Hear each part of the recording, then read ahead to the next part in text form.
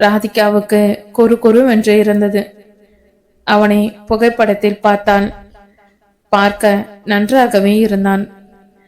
அவனை பற்றி அவள் அண்ணன் வினோத் அன்னையிடம் சொல்வதை எல்லாம் கேட்காததை போல் கேட்டுக்கொண்டாள். பார்த்திபனை பற்றி கேட்க கேட்க அவளுக்கு அவனுக்கு பொருத்தமானவளா என்ற தாழ்வு மனப்பான்மை தலை தூக்கியது.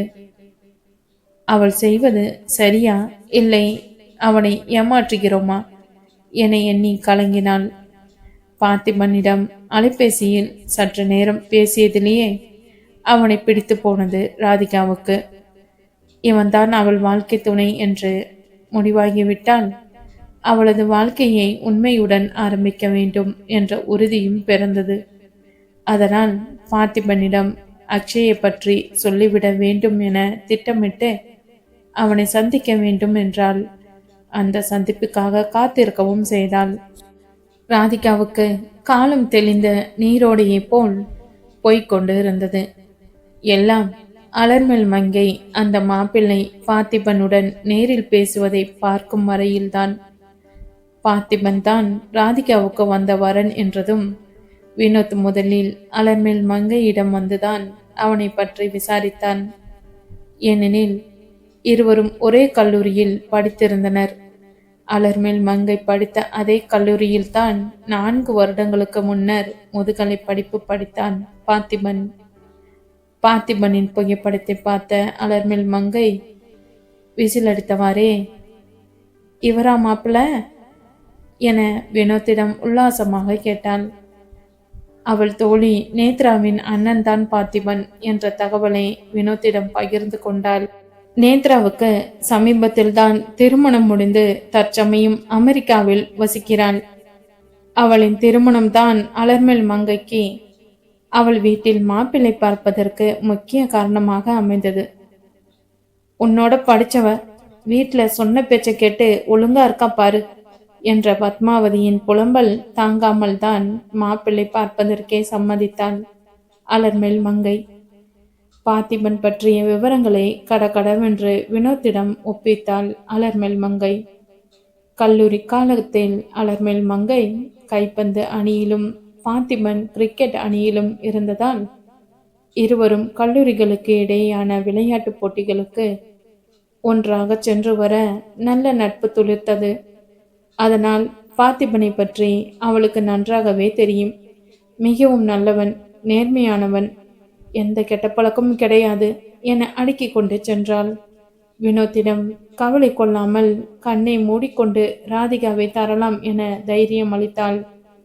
கையோடு அவள் கல்லூரி சீனியர் தோழியின் அண்ணன் தெரிந்தவன் என்ற முறையில் பார்த்திபனை அழைத்து பேசி நேரில் சந்திக்க வேண்டும் என்றாள்.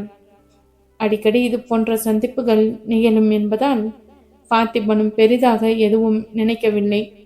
ஆனால் சந்திக்கையில் அவள் ராதிகாவை பற்றி பேசுவாள் என சற்றும் எதிர்பார்க்கவில்லை. இன்னுமே அவன் வெளியில் யாரிடமும் அவனது திருமண விஷயத்தை பற்றி சொல்லியிருக்கவில்லை. ஒருவேளை அவன் ஓட்டை வாய் தங்கை உளறிவிட்டாளோ என நினைத்து அதையே அவளிடம் கேட்கவும் செய்தான். உங்க ஓட்டவாய் தங்கைக்கு என்னோட பேசவெல்லாம் இப்போ டைம் இல்லை என அலர்மேல் மங்கை தோழியை மட்டம் தட்டி கேலி செய்துவிட்டு ராதிகா தனக்கு சொந்தம் என்றாள். எவ்வளவு சின்ன உலகம் என வியந்தான் பார்த்திபன். அப்படி அவர்கள் பேசிக்கொண்டிருந்ததை தூரத்திலிருந்து ராதிகா பார்க்க அவளுக்கு அழுகை பொங்கியது. இவனுக்கு ஏன் அலர்மேல் மங்கையே தெரிகிறது என துக்கம் பீறிட்டது. அவளை எதிலும் வெல்ல முடியவில்லை என வழி உண்டாக சொந்த வாழ்க்கையில் மீண்டும் மீண்டும் தோற்று போனதை போல் உணர்ந்தாள். 2 நாட்களாக அதை நினைத்தே மறுக்கிக் கொண்டிருந்த ராதிகாவுக்கு இதில் மட்டும் தான் தோற்று போகக்கூடாது என்ற உத்வேகம் பிறந்தது. எத்தனை முறைதான் அதை ஏன் நினைத்து ஏங்கி தவிப்பது? அடுத்த நொடியே அங்கேயர் கண்ணிக்கு அழைத்தாள் ராதிகா. அலர்மேல் மங்கை வேலை செய்யும் இடம் பற்றி கேட்க, உனக்கு தெரியாதா என ஆச்சரியப்பட்டு விட்டு வினோத் வேலை செய்யும் அதே நிறுவனத்தில் தான் அவளும் இருக்கிறாள் என தகவல் சொன்னாள். அதை கேட்ட ராதிகாவுக்கு உள்ளம் கொதித்தது. ஆடு பகை குட்டி உறவா என எரிச்சல் கொண்டாள். அவளும் அதைதான் இப்பொழுது செய்தாள் என்பதை மறந்துவிட்டு கிடைத்த தகவலை உடனே அவள் அன்னையிடம் ஒளிபரப்பி விட்டே அடுத்த வேலையை பார்த்தாள் ராதிகா. வள்ளியம்மைக்கு மகனிடம் கேட்பதா வேண்டாமா என்ற பெரும் குழப்பம். ஏற்கனவே எதற்கும் கோவப்படாதவன் அலர்மேல் மங்கையை பெண் கேட்டதை அறிந்ததும், ராது இருக்கிறப்போ எனக்கு என்ன அவசரம், இனிமே என்ன செய்யறதா இருந்தாலும் என்கிட்ட ஒரு வார்த்தை கேட்டுட்டு செய்யுங்க என தாம் தூம் என்று குதித்தான். இன்று மகள் சொன்னாள் என்று மகனிடம் விசாரிக்கவும் பயமாக இருந்தது. சொல்ல வேண்டுமென்றால் தானாகவே வந்து சொல்லட்டும் என அமைதியாகிவிட்டார். அன்னையிடம் கோல் சொல்லிவிட்டு நேராக அலர்மேல் மங்கையை தேடி அலுவலகத்துக்கே போய் நின்றாள் ராதிகா. ஏதோ விஷயமாக வெளியில் சென்று விட்டு வந்தபோதுதான் வினோத் அலுவலகத்திற்குள் நுழைந்தான். அங்கே ராதிகா காத்து கொண்டு இருப்பதை பார்த்ததும் அவளிடம் வேகமாக சென்று, என்ன ராது, என்ன ஆச்சு என பதட்டமாக கேட்டான். அவன் அன்னைக்கு ஏதாவது ஆகிவிட்டதோ என்ற பயம் நெஞ்சை கவ்வியது.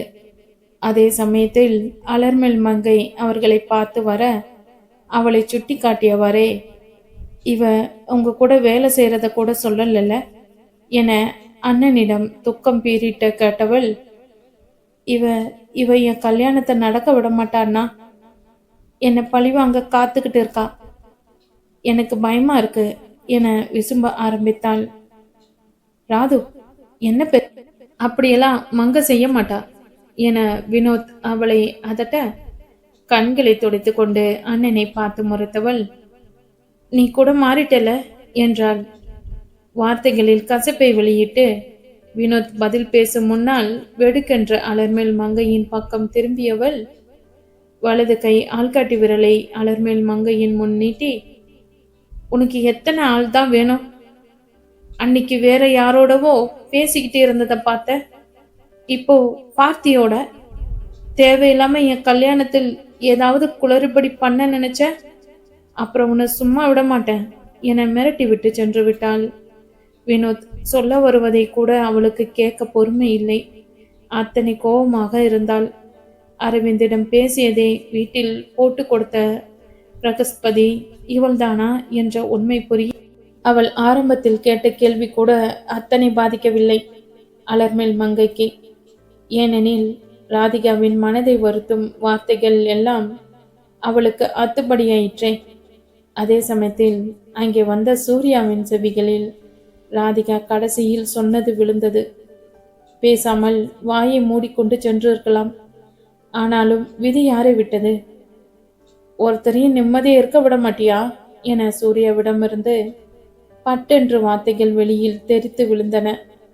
வார்த்தைகள் வெளிவந்த பின்னரே அவன் தவறு அவனுக்கு புரிந்தது. அலுவலகத்தில் தேவையில்லாமல் அவன் ஏன் வாயை திறக்க வேண்டும்?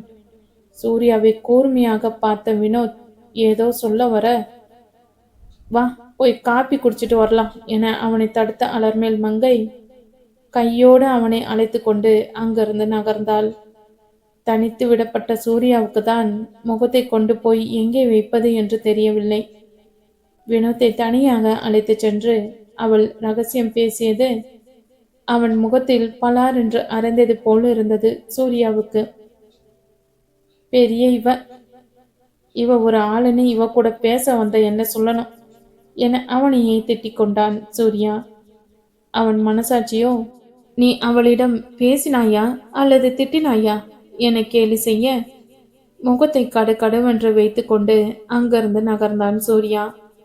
காப்பி கடையினுள் சென்ற வினோத், மங்கை சாரி, ராது புரியாம பேசிட்டு போறா என சமாதானமாக பேச, அவ சரியாதான் பேசுறா, இந்த கல்யாணம் நிக்க கூடாது என ரொம்ப விரும்புறா, அப்போ அவளுக்கு பாத்தியை பிடிச்சிருக்குன்னு தானே அர்த்தம் என சொல்ல வினோத்துக்கு அப்பொழுதுதான் தங்கையின் மனம் புரிந்தது.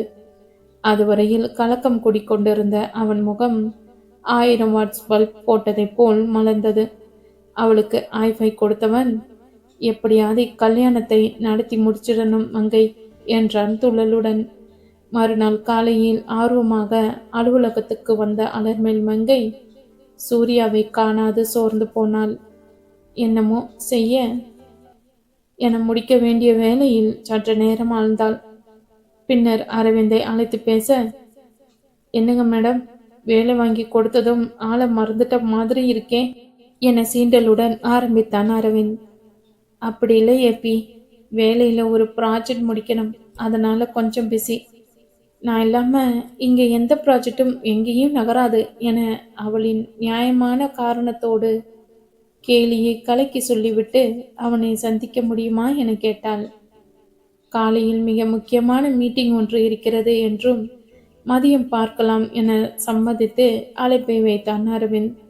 அப்படி அவளை சந்திக்கையில் தான் அவர்கள் இருவரும் சூர்யாவின் கண்களில் பட்டு அவன் உள்ளதை கொதிப்படைய செய்தார்கள். அரவிந்தை மதியம் ஒரு கோவிலில் சந்திக்க வந்த மலர்மேல் மங்கை ஹாப்பி பர்த்டே என வாழ்த்து தெரிவித்து அவனுக்கு பிடித்த உணவு மற்றும் ஸ்வீட் வகைகளை அவனிடம் தந்தாள். என்னோட பர்த்டே உனக்கு எப்படி தெரியும் என அரவிந்த் ஆச்சரியப்பட, இப்படி மக்கா இருக்கீங்களே என்பதை போல் அவனை பார்த்தான். அவளின் பார்வையில் விரவி இருந்த எழலான உடனே கண்டு கொண்டவள், ஓ, நெல்லுக்கு பாய்ந்த நீர் இந்த புல்லுக்கும் பாய்கிறதா என்றான் புன்னகையுடன். பின்ன சூர்யாவுக்கும் அன்று பிறந்த நாள் அல்லவா, ஆனால் அவன்தான் அலுவலகத்துக்கே வரவில்லையே. காலையிலிருந்து ஒரு வாழ்த்து சொல்ல காத்திருந்தவளுக்கு கிட்டியது ஏமாற்றமே. இதுவரையில் சூர்யாவுடன் நேரில் மட்டுமே பேசியிருக்கிறாள். நேரில் எத்தனை பேசி வாயடித்தாலும் அவனுக்கு கைபேசியில் அழைத்து பேச தயக்கமாக இருந்தது. நேரில் இருந்தால் அவனது முகபாவனையாவது தெரியும், அலைபேசியில் எதுவும் தெரியாதே. அதனால் அவனை அழைக்கும் தைரியமெல்லாம் வரவில்லை. சூர்யாவை பற்றி அவனிடம் அலர்மேல் மங்கை விசாரிக்க, அம்மா கோவிலுக்கு போகணும் என சொன்னாங்க, என்னால் அவங்களோட போக முடியல, அதான் அவன் கூட்டிட்டு போயிருக்கான் என கூடுதல் தகவல் தந்தான் அரவிந்த். அவளும் அதுவரையில் அவனுக்கும் அவளுக்கும் இடையில் நடந்ததை சொல்ல, உனக்கு கொஞ்சம் கூட ரோஷமே இல்லையா என கேட்டான் அரவிந்த். எல்லாம் சூர்யா அவனிடம் பகிர்ந்து கொண்ட விஷயங்கள் மட்டுமே. ஆனால் எந்த ஒரு விஷயத்துக்கும் மற்றொரு பக்கம் இருக்குமே, அதை அலர்மேல் மங்கையின் வாயிலாக தெரிந்து கொண்ட அரவிந்த் அவ்வாறு அவளிடம் கேட்டான். இட்ஸ் ஓகே பாஸ், நான் பேங்க் மாதிரி, கொஞ்சம் வித்தியாசமான பேங்க். வாங்கியதெல்லாம் பின்னர் வட்டியுடன் திருப்பி கொடுக்கப்படும் என்றாள். பிரமாதம் என சிரித்த அரவிந்த், நான் கூட உனக்கு வேலை வாங்கி தந்ததும் என்னை மறந்துட்டியோ என நினைச்சேன் என கலகலப்பான பேச்சுக்கு தாவினான். அது எப்படி முடியும், நன்றி மறப்பது நன்றன்று என அவள் பரிகாசமாக சொல்வதைப் போல் சொன்னாலும் அவள் மனம் உணர்ந்து ஆத்மார்த்தமாக சொல்கிறாள் என அரவிந்துக்கு புரிந்தது. கோவிலில் தரிசனம் முடிந்து ஓரமாக அவர்கள் அமர்ந்து பேசிக் கொண்டிருந்ததை பார்த்து 4 விழிகள் உறுத்து விழித்தன. அவர்கள் பேசுவதை மட்டும் பார்த்திருந்தால் எதுவும் சொல்லாமல் கடந்திருப்பான் சூர்யா. ஆனால் அவனுடன் பிறந்தவன் தான் அவளுக்கு அந்த வேலையை வாங்கி தந்திருக்கிறான் என தெரிந்ததும் சூர்யாவின் மனம் உலைக்களமாக கொதிக்க ஆரம்பித்தது. கூடவே இருந்து கொண்டு அவனுக்கே குளிப்பறிக்கிறான். அவனுடன் பிறந்தவன் துரோகி. கட்டு கடங்காமல் கோபம் பெருகியது. மூச்சின் வேகம் அதிகரித்தது. அவன் மார்பு ஏறி இறங்கிய வேகத்திலேயே அவனின் கோபம் தெரிந்தது. நின்றிருந்த இடமும் சூழ்நிலையும் அதை வெளிப்படுத்த விடாமல் அவனை தடுக்க அமைதியாக கோவிலில் இருந்து வெளியேறிவிட்டான். ஆனால் அன்று மாலையில் அரவிந்த் வேலையிலிருந்து வீடு திரும்பியதும் அவனை பிழுப்பிழுவென பிடித்து கொண்டான் சூர்யா. ஏதோ உன்னை ஹட் பண்ணதுக்கு வந்து மன்னிப்பு கேட்டான்னு நினைச்ச. அன்னைக்கு ஒரு நாள் பேசுனீங்க, ஓகே, அப்புறமும் ஏன் தொடர்ந்து பேசிக்கிட்டு இருக்க என்றான். எந்த முன்னுரையும் இல்லாமல் சூர்யா ஆரம்பிக்க அரவிந்தும் சப்பை கட்டு கட்டி கொண்டிராமல் பொறாமையா என கிண்டலாக கேட்டவாறே தனது அறைக்குள் நுழைந்தான். அவனை பின்தொடர்ந்த சூர்யா கை கால் அலும்பி வந்த அரவிந்தை பார்த்து, ஒரு ஆமையும் இல்லை, நீ ஏன் அந்த வேலையை அவளுக்கு வாங்கி தந்த என முறைப்புடன் விசாரித்தான். தெரிஞ்சிருச்சா என ஒரு நொடி திகைத்தவன் மறுத்தெல்லாம் எதுவும் பேசவில்லை. உனக்கு எப்படி தெரியும் என ஒப்பு கொடுத்தான் அரவிந்த். நீ போன அதே கோவிலுக்கு வந்திருந்த என்றான். ஓ என்றவன் இனிமேலும் உண்மையை சொல்லாமல் இருந்து பயனில்லை என உணர்ந்து, ஃப்ரெண்டுமா, ஹெல்ப் கேட்டா செய்யணும் இல்லையா? உனக்கு கூட அந்த வேலைக்கு நான் தானே சரவணன் கிட்ட ரெக்கமெண்ட் செஞ்சேன் என்றான் காலரை தூக்கி விட்டு கொண்டு. என்ன சொல்லி காட்டுறியா என சூர்யா முறைக்க, சொல்லி காட்டி உனக்கு ரோஷம் வந்து அப்படியே இந்த வேலையை விட்டுட்டு சிங்கம் ஒன்று புறப்பட்டது என கிளம்ப போற மாதிரி போடா என்றான். பேசியவாறே மீண்டும் முன்னறைக்கு சென்றான் அரவிந்த். அவனை தொடர்ந்து சென்ற சூர்யா அங்கிருந்த சோஃபாவில் தொப்பென விழுந்தான். என்ன சொன்னாலும் சூர்யா அந்த வேலையை விட்டுட்டு அங்கிருந்து நகர மாட்டான் என்று அவனுக்கு தெரியும். அவனின் பிடிவாதம் அவன் அறிந்ததே. ஏதோ பெற்றோர்கள் கோபத்தில் திட்டினார்கள் என அவன் அங்கே அமர்ந்து அவன் கனவுகளை குடி தோண்டி புதைத்து கொண்டிருக்கிறான் சூர்யா என்றே எண்ணினான். அவன் திறமையை தெரிந்தே அவன் வீணடித்து கொண்டிருக்கிறான். அதில் சற்றும் அரவிந்துக்கு உடன்பாடு இல்லை. ஏண்டா என்னை இப்போ டார்ச்சர் பண்ற என அயர்வான குரலில் சூர்யா கேட்க, அவனை தீர்க்கமாக பார்த்தவன், உண்மையை சொல்லு, நீ நிஜமா இப்போ சந்தோஷமா இருக்கியா என கேட்டான். என்னதான் வேலை செய்து சம்பாதித்தாலும் சூர்யாவுக்கு இதில் எல்லளவும் சந்தோஷமில்லை என்பது திண்ணம். ஏதோ வேலைக்கு செல்கிறோம், வருகிறோம், உண்கிறோம், உயிர் வாழ்கிறோம் என்ற அளவில்தான் அவனின் ஒவ்வொரு தினமும் கழிந்து கொண்டிருக்கிறது. நாளடைவில் இதில் சலிப்பு தட்டும். அதனால் மன உளைச்சலுக்கு கூட ஆளாவான். அதை புரிந்து கொள்ளாமல் அடம்பிடிக்கிறானே சூர்யா என்ற ஆதங்கமே அரவிந்துக்கு மேலோங்கி இருந்தது. என் சந்தோஷத்துக்கு என்ன குறைச்சல் என சூர்யா தோள்களை அலட்சியமாக குலுக்க, எனக்கு நீ பழைய சூர்யாவா ஆகணும் என்றான் அரவிந்த் தீர்க்கமான குரலில். இதுதான் நான், நீ நினைக்கிற மாதிரி ஒரு நாளும் நடக்காது என சூர்யா படுக்கென்று அங்கிருந்து கோபமாக எழுந்தான். அவ பார்த்துப்பா என வெகு இயல்பாக அரவிந்து சொல்ல, எவ என திரும்பி நின்று முறைத்தான். அல்லாஹு அக்பர் என அரவிந்து சிரிக்க, ஆக இவளுக்கு வேண்டிய விவரங்களை எல்லாம் தந்தது நீயா? எட்டப்பா, இந்த லட்சணத்துல பிளாஷ்பேக் சொல்லு, ஓடிடுவான்னு ஐடியா வேற என அரவிந்தை முறைத்தான். கூல்டா, பிறந்த நாளில் கூடவா இப்படி சூடா இருப்ப என்ற அரவிந்த் அலர்மேல் மங்கை கொடுத்து அனுப்பிய உணவினை தட்டில் எடுத்து வைத்து அவன் முன் நீட்டினான். அவை அலர்மேல் மங்கை தந்தது என அவனுக்கு தெரியாதா? அதனால் அதை வாங்காமல், நீ தீப்பன்னு தெரியும், ஆனா இவ்வளவு கேவலமான தீப்பன்னு தெரியாம போச்சு என சகோதரனை பார்த்து முறைத்தவாறே சூர்யா நின்றான். அப்பொழுது வீட்டினுள் நுழைந்த அவன் அன்னை கங்கா, அரவிந்த், உன்கிட்ட இருந்து சத்தியமா இதை எதிர்பார்க்கல என்றார்.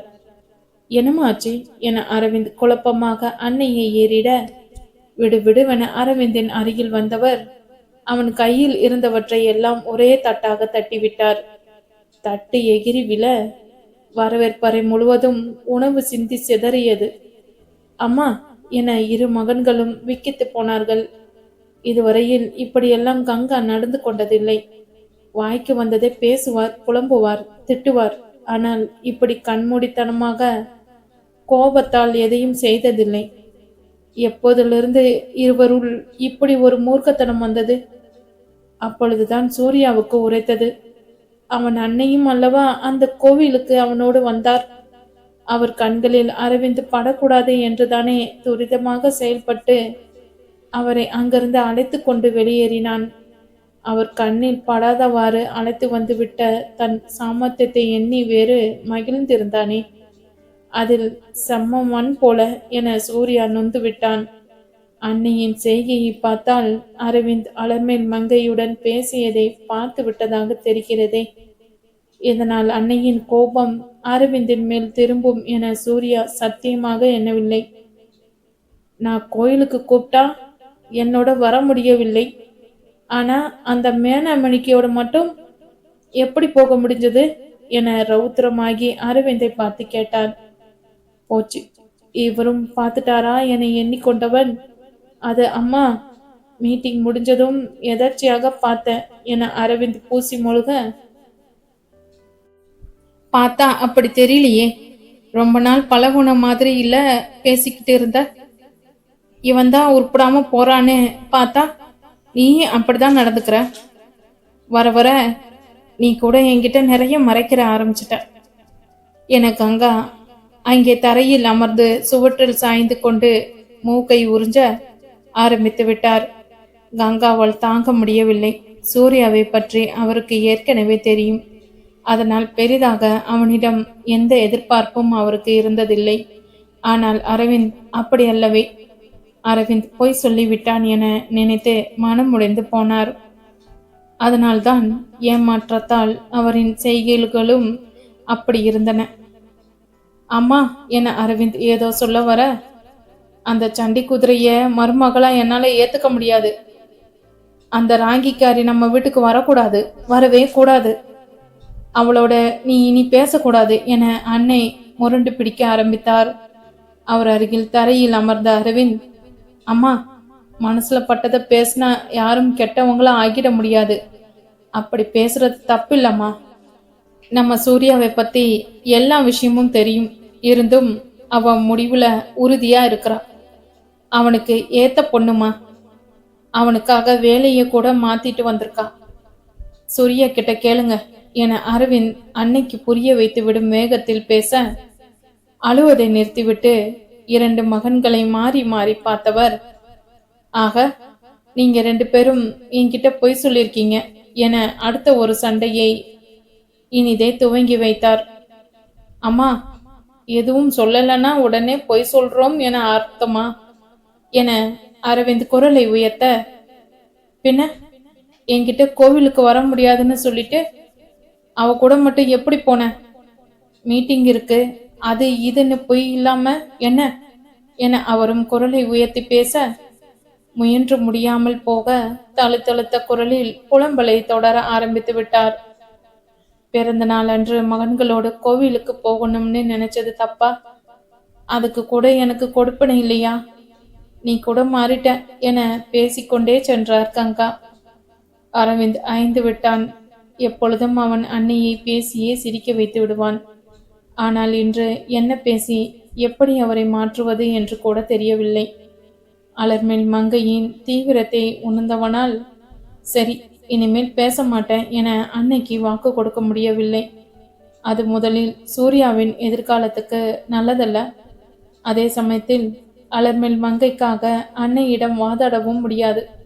முதலில் அதற்கு சூர்யாவே முட்டுக்கட்டையாக இருப்பான். அன்னையின் முன்னால் மட்டும் சூர்யா அவன் பிடித்த மின்மையை காட்டிவிட்டால் அவ்வளவுதான். அதன் பின்னர் மலையை பேய்த்து எடுப்பதை விட கடினமாகிவிடும் இச்சூழ்நிலை. சூர்யா முதலில் மனம் மாற வேண்டும். பிறகுதான் அன்னையிடம் பேச முடியும். அதனால் அப்போதைக்கு அமைதியாக இருக்க முடிவு செய்தான். அதோடு தந்தை வரும் நேரம் வேறு. அவர் வருவதற்குள் கூடத்தில் சிதறி இருப்பதை சுத்தம் செய்ய வேண்டும் என அமைதியாக எழுந்து போய் துப்புரவு செய்யும் வேலையில் ஆழ்ந்தான் அரவிந்த். யோசனையில் ஆழ்ந்திருந்த அரவிந்தை பரிவுடன் பார்த்த சூர்யா, எப்பொழுதும் பேசி அன்னையை சமாதானப்படுத்தி விடுபவன் என்று செய்வதறியாது விழிக்கிறான் என்றே நினைத்தான். அரவிந்தின் கலை இழந்த முகத்தை பார்த்தவனுக்கு தன்னால் எதற்கு இவன் திட்டு வாங்க வேண்டும் என்ற பரிதாபமே மேலோங்கியது. அந்த பரிதாபம் அப்படியே இத்தனை பேரின் மனங்களையும் துன்புறுத்தி கொன்று புதைக்கிறாளே என அலர்மேல் மங்கையின் மேல் கோபமாக உருமாறியது. பார்த்ததும் அப்படி என்ன பொல்லாத காதல்? அவன் சொன்னதை கேட்ட பிறகும் அவளுக்கு அப்படி என்ன பிடிவாதம்? காதல் என்றாலே வலிகளும் வேதனைகளும் என்றுதானே அதை விட்டொழிந்தான். இனிமேல் அதை பற்றி நினைக்கவும் வேண்டாம் என்று ஒதுங்கினான். இதுவரையில் அவன் பெற்றோர்களுக்கு எதுவும் பெரிதாக சந்தோஷத்தை தரவில்லை. இனிமேலாவது ஒழுங்காக இருக்கலாம் என முடிவு செய்து இருந்தால் இவள் விடவே மாட்டாள் போல் தெரிகிறதே. இவளுக்கு முதலில் ஒரு முடிவு கட்ட வேண்டும்.